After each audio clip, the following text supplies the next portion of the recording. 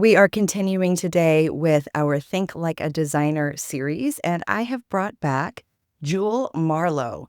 She is one of my favorite designers because of the way she mixes things together, and she is all about the details, as you will see as we go through the photos of her work.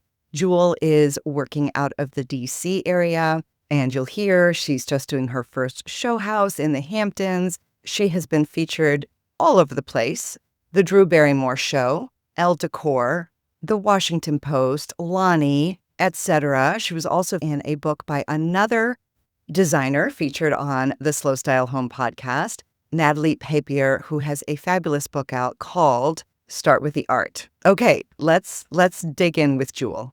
Jewel Marlowe, welcome back to the Slow Style Home podcast, although it was called Style Matters the last time you were on. It's so good to be here. So much has changed for both of us. And I'm so excited to get caught up. Just bring us up to date. What are you focused on right now? There's a lot. I'm still working with clients. That's probably my favorite part of my job, is getting to know people, building those relationships, and helping people take their home from where it is now to what they would want it to be. And that's probably where my passion is. But on the side, I also have a few other things going on. One of them is that I'm doing a show house in the Hamptons. So that's going to be running July through August. And there's not a lot of lead time. I've never done a show house before. This is my first one. So it's been a fun, mad rush to try to pull sponsors and put together a room and figure out it all comes together in time. And so that's been probably my biggest focus the last couple of weeks. But I'm also dabbling in some like product type things to be determined without really beans. So yeah, lots. I just want to get right into it. And what we're going to do today is talk about some really specific design principles, things like scale and visual weight and creating palettes and that kind of thing. Let's start with creating a palette. And when I say palette, I mean there's all kinds. There's not just color palettes. There's also pattern and material palettes. So here we're looking at two photos. The one on the left is a blush pink bedroom in terms of the wall covering, and it looks like the bedding as well. There's a chinoiserie wallpaper that's sort of framing the bed that's got light turquoises and pinks in it. There's a modern art piece of art above the bed.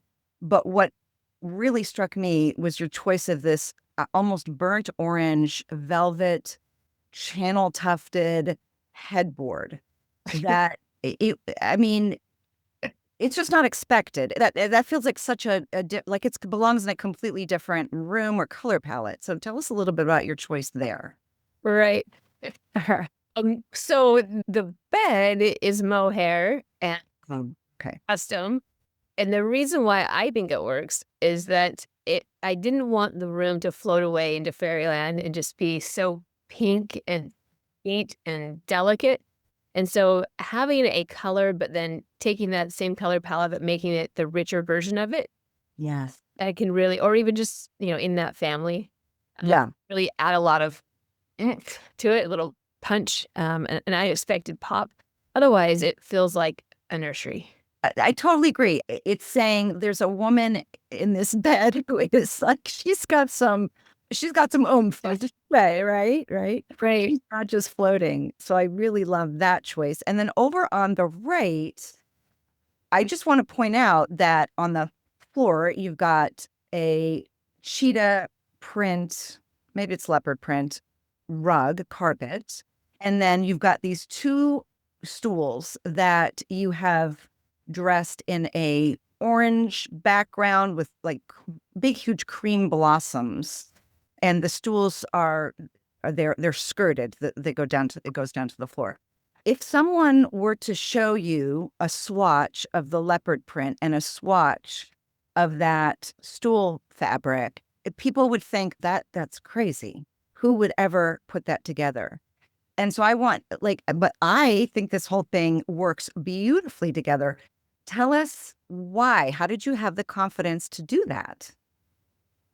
So for me, this works because it's a simple formula that I use often. So we have the dots on the floor. So that's one pattern. We have the floral, and it's a large scale floral on the ottomans. And so even though they're touching, because they're so different in scale, it works. Yep.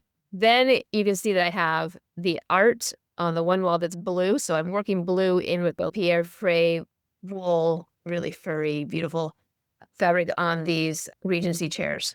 So the reason I wanted to skirt the those little ottomans was because there's a lot of legs going on already. So that other element needed something that went all the way to the floor. And then the orange and blue iconically look good together. So you can see that it's not one matching shade of orange. We've got multiple shades of orange, the same with the blue. Right. I think that's key. You want it to look lived in. You want it to look like it's a bit more eclectic, that people have kind of lived over time and they've gathered things from different places. And so that I think you've accomplished that so well by things don't perfectly match, but you continue to pick up the orange in this adorable little tassel that's hanging from the lamp. I love that little touch. I have tassels everywhere. And I feel like that also is having a little conversation with the orange that's in the stools. And then you've got the sort of the burnt umber painting over on the right. So all of that kind of comes together. And so I guess what I want to say to people is, if you were just looking at two swatches, even though one is small scale, the carpet's a small scale pattern and the floral stools are large scale, I still think people would put them together as swatches and go, that doesn't make any sense. So I just also want people to understand that they're going to translate a bit differently in a real room, in real life. It's a really good point. It's very, very important to be able to know, to visualize. And that's what we do as designers. We take those patterns, we apply them in renders and mood boards, and help the client be able to visualize, oh, wait, so it looks not so great because all I see right now is this little swatch of orange and a little bit of a flower, but exactly to blow it up, it helps you understand how the patterns relate to each other. And let's look at some more examples of using color differently now, not just pattern, but this is the same piano, I believe. Same room, same corner. Same room. I thought it might be. Okay, guys, look at the difference. This is not before and after. This is not one is better than the other. They are just different, completely different moods and feelings. And I guess what I love about looking at these two photos side by side is that this is the power of play. This is the power of really leaning into choices, living with them for a bit, learning from what you've done and created, buying into it 100%, and then giving yourself permission to completely redo it and breathe new life into it. So tell us a little bit. First, describe for us what we're looking at, because some people are just listening to the show. So that's why I'm trying to give descriptions. Okay, that's great to know. So on the left side, we have a green high gloss version of a room. And on the right side, it's a white room with both of them have red benches, but the one on the left they look like almost peppermints, and they're skirted and they're striped with yellow accents. And then on the right is a much more channel tufted modern bench. Same piano, but the benches are very different.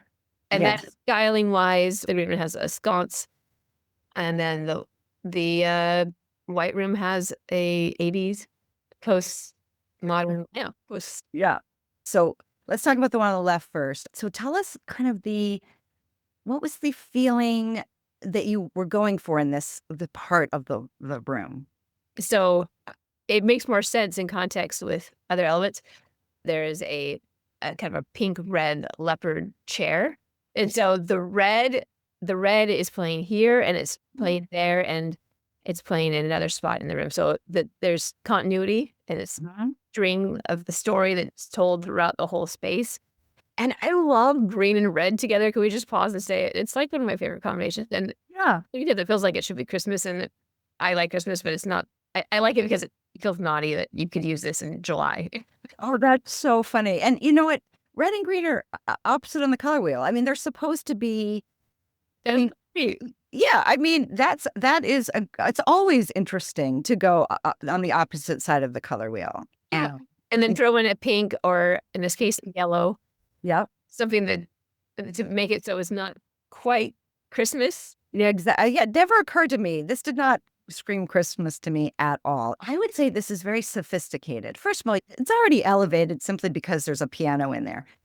And then you've got the high gloss on the walls. You can't see it in this photo very well, but the ceiling is also has wallpaper on it. You've got this very kind of intellectual, sophisticated piece of art going on. And then you've got these two playful little striped stools. To me, it is the perfect way of saying, I love design, but I'm not going to take it too seriously.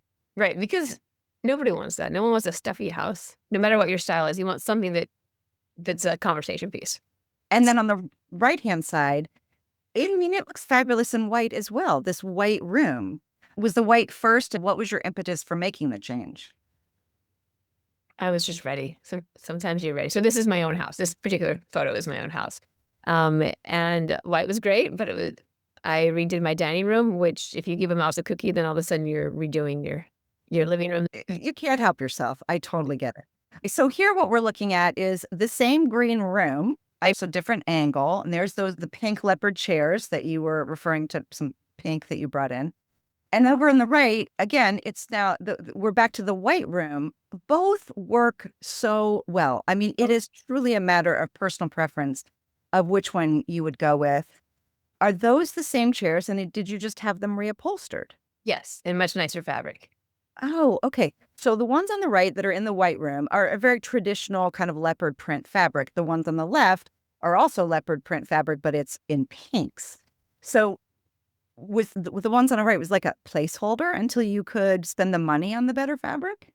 I just hadn't seen the pink fabric yet. But now I love this fabric so much that I might even produce these chairs because I think they're really neat. I think they're it's like a play on what you're used to seeing is the one on the right, but it's like it's pink. It's red. It's pink. And the shape of the chair is fantastic. Are they vintage? They are.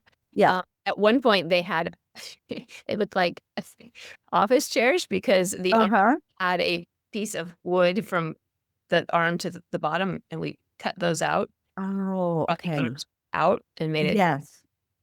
Yes. So you made this sort of hole that we see between the top arm and the bottom like leg. And I think that's important for me when I'm decorating with animal print on furniture. Mm-hmm. I like it to be airy versus too much. I don't know if that makes sense to anyone else but me, but I like it sparingly on the arms versus a big blocky arm. I mean, I just think I totally agree. To me, it's the combination of the shape of the chair and the fabric that is so wonderful. It's so unexpected. And I hadn't thought of it being airy, but I think you're absolutely right. We're going to get into this idea of visual weight a little bit later on. But yeah, it works really beautifully. And then the table. So is that the same table? She's got a coffee table there. Yeah. Okay. And table upholstered in leather. So on the right-hand side in the white room, what's it made of? It's a faux marble. Okay. And on the left, you said it's a leather. You upholstered it in leather. Okay. Did you guys hear that? She upholstered a coffee table. Really, there are no boundaries here. You can do whatever you want. Right. And then I want to point out, just on a sentimental note, the art that hangs above the couch, we had commissioned because we live next to a pond called Heron Pond. And the next set of drapes that are in the show house, and then they're going to live in this living room. And that's when my living will be complete. We'll tie with the herons and tie all the colors together. Oh, that's fantastic. Yes. There are so many options out there. And picking ones that actually pick something based on what's meaningful to you, I think really helps narrow it down, right? And it's an easier sell to your husband. Oh, you have a story to tell. Honey, this is our lake. Oh, good point. Men love that. I shouldn't say that. That's so sexist of me. My husband loves to say that. He likes to be able to look at that and it's a concrete thing that he can see and he can visualize it. But to me, I like it on like historical level and the way the colors work together. So it checks the boxes for both of us. Yes, exactly. Okay. So now I want to talk about materials, choosing materials. This dining room on the left, I've never seen a table like this. You must have had that commissioned. We did. Yep. I worked with Cambria on that. And he cut a tree down from his property and they sanded it to perfection and stained it to this. We wanted it to be a light color. It's a tree stump, just for those of you who are listening. It's a credible piece because you've got this very natural, organic shape that's very quite large, this big tree stump on one end of the table holding it up. And on the right-hand side, you've got this very geometrical cut stone perfect in a perfect right angle. That's the waterfall end. And so it's just that play together is cool. But if that weren't enough, let's talk about this chandelier. It looks like I've cracked open a geode. You know, those rocks where you crack them open, there's these like crystals that are inside. Right. But in this case, the crystals are hanging down and the kind of quote unquote shell of the geode is sort of at the top. But what I like about it is that it has as much gravitas, or it's as dramatic as the table. So I feel like they just have this great conversation between them. And it also elevates because naturally, if you have a stump in your dining room, it feels organic. But this crystal chandelier, it elevates the whole room to being, oh, this is now a formal dining room. It's the client is a woman, and it feels feminine and fancy, but also there's a tree stump in the middle. So it's like, and you nailed it when you talked about the organic versus the geometric. That was the theme that we tried to play with in the whole space. Okay. Moving over to the right-hand room, it looks to me like it's some kind of office space. One would expect hard surfaces everywhere. And you've got this shag rug. And so now maybe it's an office, but I might lie down on the rug and just dream for a minute and then get back up to my notebook and keep taking notes. Like I just feel like that one element, the rug, changes everything about the room. Right. No, it's a beautiful rug. The softness of the rug was intentionally chosen because of all the hard metal and the wood. And I didn't do the cabinetry, but the angles in the cabinetry, and it brings in a softening element. So is it an office though? What is this kind of room? It is an office. It's a really, really fun. I wish that was my office. That's a very fun office. Okay, so we've been looking at pieces of rooms. Now we're going to talk about a room as a whole. First, do you want to describe what we're looking at again for people who are just listening? Yes. So this was a client space, and she asked for a grown-up room where they could go after hours, entertain and listen to music, have a drink, and they wanted to be just a place where the kids were not going to be very often. We wanted to go bold. It is a bright blue room. Yeah. And you have Philip Jeffries on the ceiling, and it's a marbly shape, and it looks color drenched. Everything else, the couch and the window treatments are all the same soothing blue. Molding too?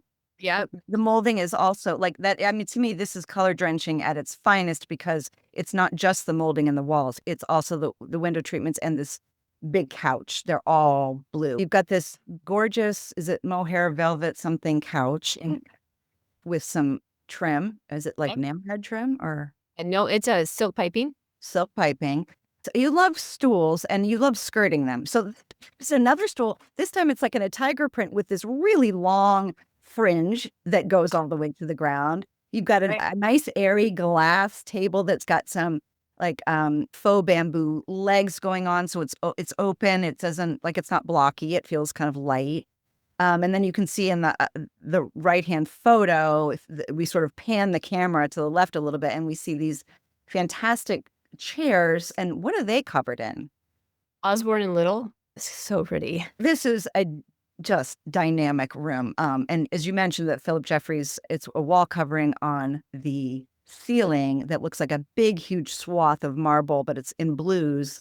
And the whole thing's just very dramatic. And Jewel, you do a lot of ceiling. You don't ever ignore a ceiling. I have left one or two ceilings white because the client wanted something that was timeless. And ceilings, when I do ceilings, I tell clients, this is on trend now. I try to tell the clients things that are going to age well and things that what you might get sick of.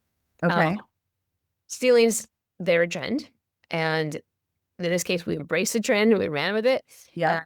Even when it's out of trend, I feel like this is something that hopefully they will love for a long time. Yeah. But there are other rooms in the same house that we left white. So Occasionally, very rarely, but occasionally I'll leave a ceiling untouched. Okay. Let's talk about trends for a minute. And I'm usually anti-trend, but I'm coming to realize what I mean by that is I'm anti-fad. There are good and bad trends, and there are ones that actually last a long time, and they come up with different iterations. So I think it's quite possible that these ceilings that you've done are going to last. Right. I mean, the goal is to create something that's iconic. Yes, It's like, oh, that's the room with the Philip Jeffries marble ceiling. exactly. Okay, here are two very different bedrooms. The one on the left is against this lovely blush pink bedroom. And I think the main attraction here is around the bed, Jewel's hung curtains. It's an orange background with, is that a Scalamandre fabric? This is the iconic zebra with the arrow, but it's on an orange background, which looks fantastic next to the blush pink, by the way. And there are black accents in this room. Around a mirror is a black frame. The bed is a black frame. The window treatments have a little bit of black in them. So it's black used sparingly, but it punctuates the room beautifully. And then on the right, you've got just this absolutely over the top luxurious bedroom. The molding, the ceiling and the walls are all this kind of like cranberry color. And this is a great example too of you using green and red together so wonderfully. You've got this green, this really cool green bench at the bottom of the bed. But I think what makes it work together is in between the bench and the ceiling and the wall is this bed with all of these other colors and patterns to them. Anyway, tell us about the different types of personalities that these rooms were created for. Okay. So the one on the left was a client whose favorite color is orange. So that's an obvious starting point, is this Salamandre leopard cheetah fabric. And when I designed, there is a hero pattern. Okay. Sometimes that's a wallpaper, sometimes that's a fabric. And that is the thing that the rest of the decisions are based upon. And now orange is tricky to decorate with. It's a very strong color, and we wanted to keep it punchy, but also make it feel sophisticated. And so we paired it with this Farrow embossing plaster that is feminine, but it takes the edge off a little bit of this really strong orange. And to stop this from feeling like sherbet, we added the black, right? The black anchors it. And it helps it. But the pink stops the black and the orange from feeling like a Halloween. Yeah, right. I think it works for all those various reasons. Yes. Yeah. Great description of why this works. Okay. Now let's talk about the red room. The red room is my actual room, Okay. and the goal here was just to go ultra feminine, almost like a Hollywood Regency revival. Yeah. Yeah. Not quite. Right. And so it's got the ruffled bed skirt. If you could see, there's Miles red ruffled scallop shoebucker trim on the drapes. Yeah. And then there's a scallop on the lampshade. They're vintage lampshades. We have green here in the bench. We also have it in the chair and in some of the art. So it's repeated throughout. The bedding has blues and green piping and trim as well. So it's a fun collection of colors that's it's feminine, but because the red is so bold and strong, and it doesn't feel too feminine, not too No. It feels more like rock star / soap opera queen. Like you know what I mean? Like it's got feminine, but then it's got this rock edge to it. It does have a rock edge to it. It's like this fun mashup of masculine and feminine, and Yeah. It's such a great mix. And I recognize that you have to have a lot of confidence to do something like this. But that's why I talk about slow style and say, over time, the same room can change. In each time, you maybe go a little bit bolder. Or if you're already a very bold person, maybe each time you're minimizing and you're taking something away, if that's the direction that maybe your life is headed. So you don't have to make all of these decisions all at once the way you would if a designer would do. Let's go to this dining room. I think it's really interesting that you put the darker of the two main blocks of color on the top. So the top is this gorgeous saturated blue, and then the bottom is this pink rug. Yeah, there's a reason for that. So when you do the ceiling the same color as the walls, and the concept is that it's like you can't tell where the ceiling starts and the wall ends. Mhm. It's just your eye sees it as one big space. So it actually, yes, it feels cozy, but in some ways it's like you're in the night sky, right? Like it Yeah. lost in it. It's not hard horizontal lines. Yeah. And as you can see, having a dark ceiling elevates the room. I mean, it doesn't make it feel small. It doesn't make the walls feel short. It just makes the whole room feel finished. It makes it feel pulled together. You've got it's not really a tiger stripe on the end chairs. Supposed to be a Bengal tiger. Oh, okay, it is. Okay. And then you've got these fabulous gold chairs on either side that really reflect all of this light bouncing around. What I love about the photo on the right, I have to say, are those lamps. It looks like a burlwood buffet, and then these very modern, almost like 1980s maybe lamps that just are just such a great foil to the wallpaper. Right. Yes. And I think they work with the bulbs on the chandelier. And so Yeah. that's tied in there. Yep. Okay.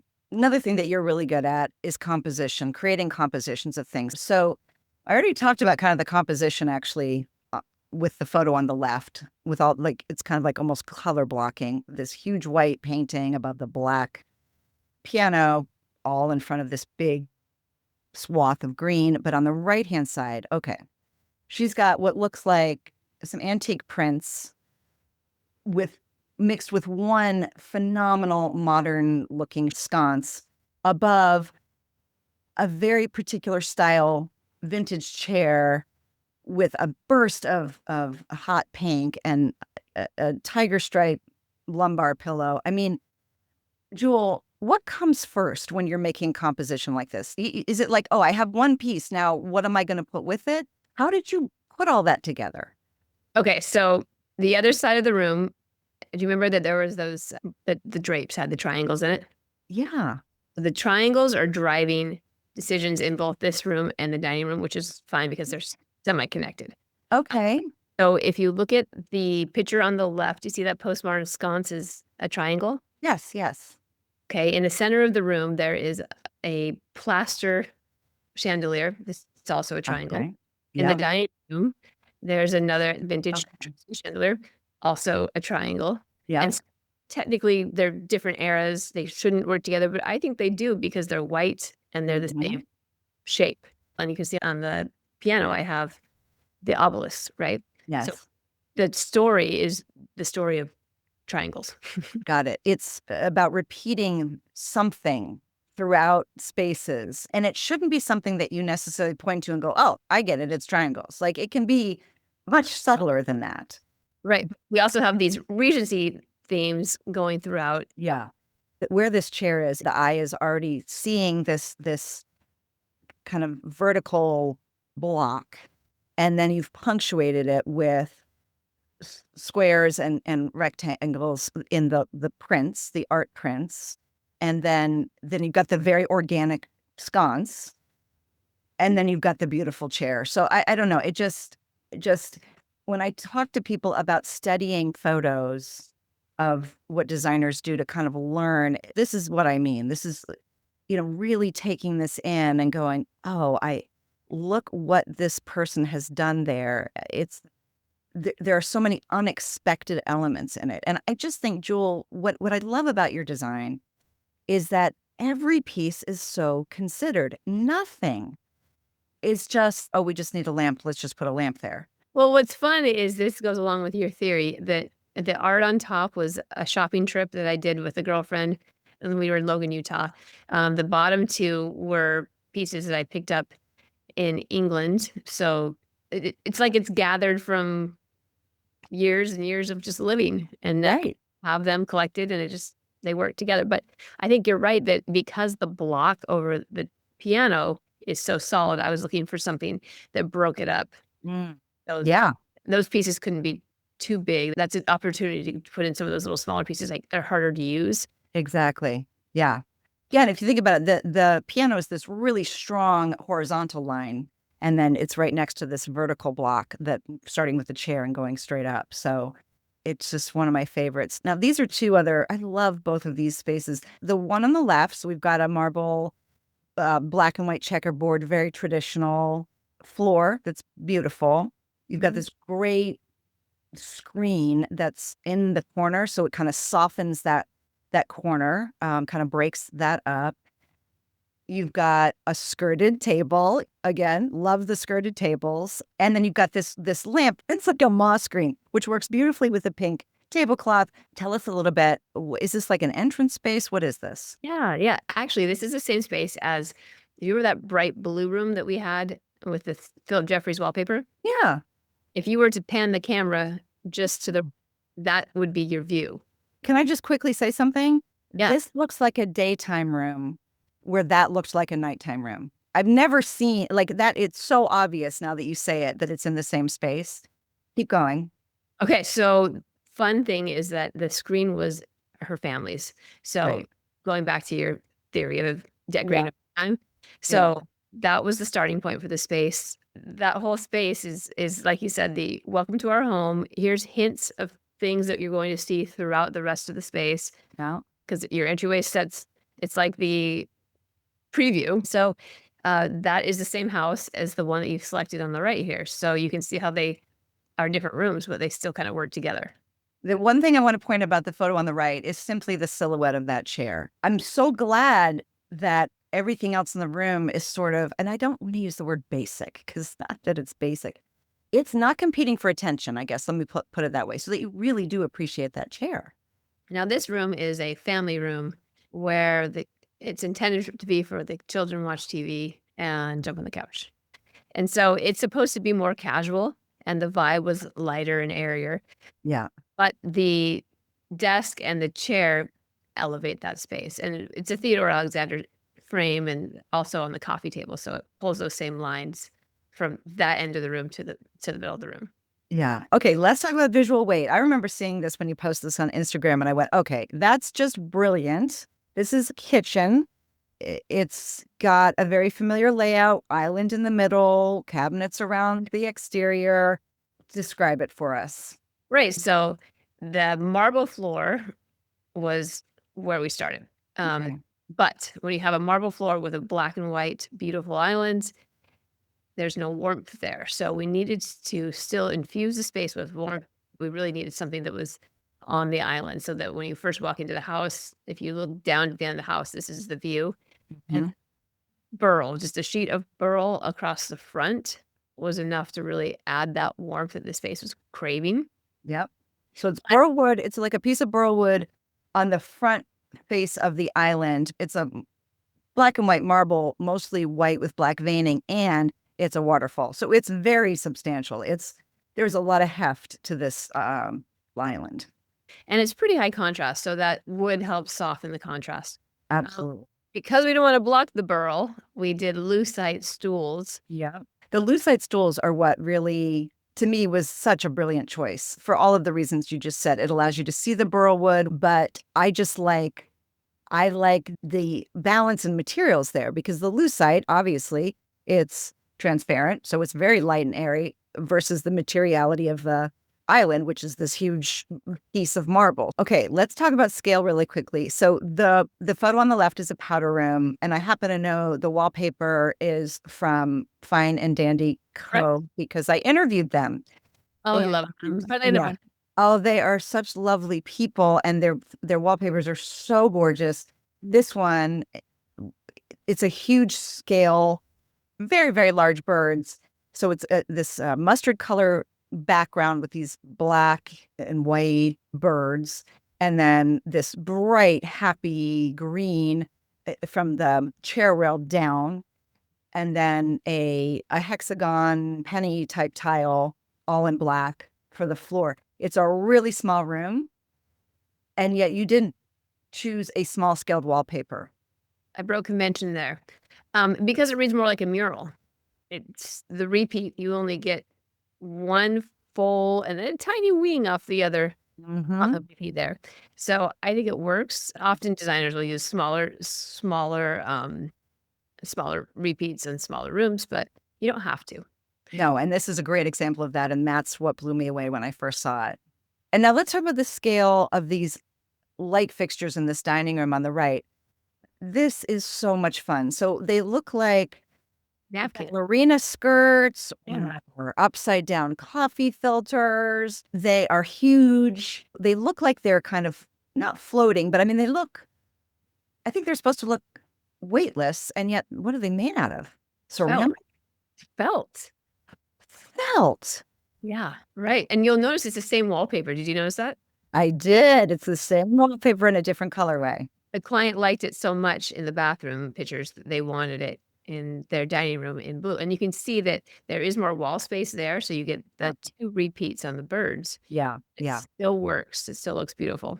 It does. Yeah, the chandeliers are the playful element in this space, and they really are beautiful and playful. You walk in, and it's hard to capture in an image sometimes, but in real life, they're awesome. We love these. And They're their table they had was so big that we needed to have 2, and so Ah, doubly fun. that makes sense. Yes. Okay. Why go with one when you can have two? I just want to end with something that I think you paid attention to for as long as I've been following you, which I don't know how long that is now, like 10 years maybe. Even when you were starting out and you didn't have like huge budget, right?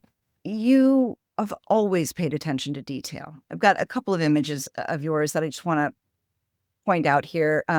Over on the left, we've got a recessed ceiling that is lined with maybe like a linear wallpaper or something. It's a white ceiling, and yet you've taken the time to kind of line just that little bit of recess there. Yeah, it's actually fretwork. It's actually wood. Oh, like on the walls. Yeah. Okay. The reason we did that was because it was that we didn't wanna mess with the architecture of the ceiling. Right. We wanted to pull that detail from the walls up. Yeah. Could have skipped it and your eye would have just seen it as one big white Yeah. space, Yep. but we chose to do No. that. It's like the finishing touch of the room that says, I'm going the extra mile. Then on the middle picture, you've got a stool that is got fringe on it. I mean, you could put a lot of fringe on a lot of things. I mean, I love fringe too. It's just hard to resist once you get started. Right. So this is you were talking about how years ago I didn't have the budgets, that I do now, right? Yep. I still have the lamp, and I Yep. still have the ottoman in the basement, but this was my space, and I took an IKEA dresser, and we Mhm. carved it out and put wallpaper smooth flower wallpaper on it, Yep. and vintage handles, back to your details, right? Yep. It makes it feel not like an IKEA piece, and then that this is gonna be funny. I've never told anybody this, but the fabric that is on the ottomans, Mhm. was a Target rug. A Target rug. Oh my gosh. I love it. Yep, but it worked. So it Oh, didn't that it was only I think it's probably 3 Target rugs, so on the clearance rack, probably $25. wow. But it's a fun piece, and I haven't thrown it away because I still kinda like it. No, I love it. I love the whole thing. This is to me, this is about, again, pushing yourself to be bold, which is much easier to do when you're playing with things like Target fabric and IKEA dressers. I mean, why not? If you got it, and especially if it is a placeholder and you're waiting and saving up for something that is better quality, why not go all out and really play with it and see how you like it? And then the photo on the right, I just want to make sure we're all looking at that great curtain. So, Yes, that is Schumacher. okay, That was the that and the vintage chair are the 2 starting points in the room here, and that chair is incredible too. it is, and I love the way that the base of that deco chair, even though the drapes are probably more mid-century, the same vertical concept of lines together, and so even though this one goes like that and this one slopes more, Yeah, I still yeah, think they work really well. I think it's a fun play on shape. it totally is. So the drapes that we're looking at, they're white with a double black border, but then it curves. It doesn't go all the way to the black stripes don't go all the way to the floor. They kind of curve around and go across the bottom. And they're just such a lovely exclamation point in the room. Yes, a very fun graphic element. In an otherwise, it's white walls. Right. It's white, the walls are white. There's a Yep. marble fireplace that we installed. It's a white marble. Yep. Very cool, but also light. So Yep. you can have a white space, but then really punch it up with a hot pink couch. Okay. Hot pink couch, a mustard colored chair, and then this white and black contrast, huge curtains. Right. And then we have the molding, so it feels like it's a traditional space. Yeah. Yeah. Wanted to keep that vibe, but we wanted to feel like you said earlier in the program, that it had been collected over time and over different eras, and Yeah. there's fringe on the pink sofa. Of course there is. Yes. And somehow it works. I think, like you're saying, there's a conversation happening between different elements. So, and one here is shape. And because the coffee table also looks like it has an interesting shape to it. So I feel like when you put elements like that together, they look very intentional.